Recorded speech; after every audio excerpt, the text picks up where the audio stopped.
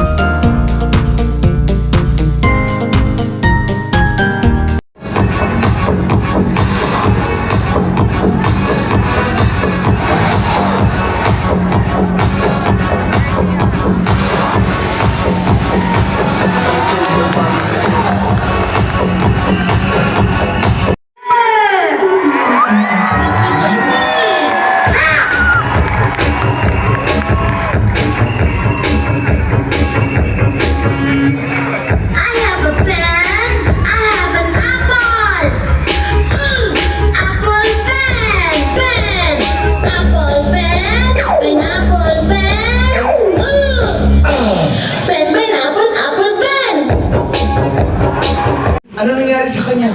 Nabago ang buhay. Tama ba? Nabago ang buhay. Palampakan natin mga program natin. Pero, ang point ko dito, guys, maniwala kayo o hindi, magtutuloy, tuloy si One of the. Bakit? Yes! Palampakan natin. Sa ayaw at sa gusto nyo, tatalikuran natin ang tradisyon.